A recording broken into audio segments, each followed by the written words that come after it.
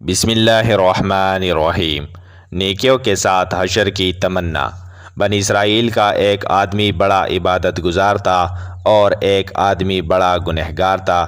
جب اس عبادت گزار کو پتہ چلا کہ یہ اتنا گنہگار ہے تو اس کے دل میں اس کے بارے میں نفرت پیدا ہو گئی۔ جب برے آدمی سے حضرت موسیٰ علیہ السلام کی ملاقات ہوئی تو اس سے پوچھا، تم کیا چاہتے ہو؟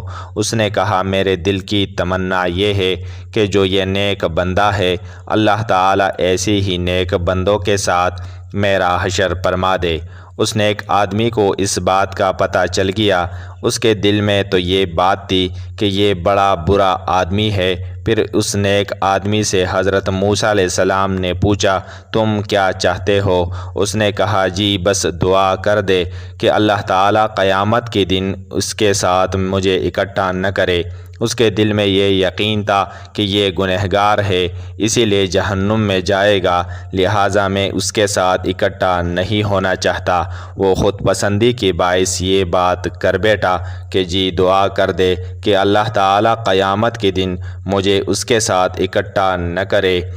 اللہ تعالیٰ نے دعا قبول فرما لی۔ چنانچہ حضرت موسیٰ علیہ السلام کو وحی فرمائی کہ آپ اس گنہگار کو جنت کی بشارت دے دیجئے۔ اس نے نیکیوں کے ساتھ حشر کی تمنا دل میں رکھی اور اس نیک آدمی کو جہنم کی خبر دے دیجئے، اسی لیے کہ اس نے دعا مانگی تھی کہ اس کے ساتھ اکٹھا نہ کرنا۔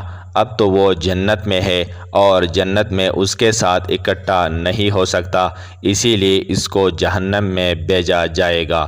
جزاک اللہ خیرا۔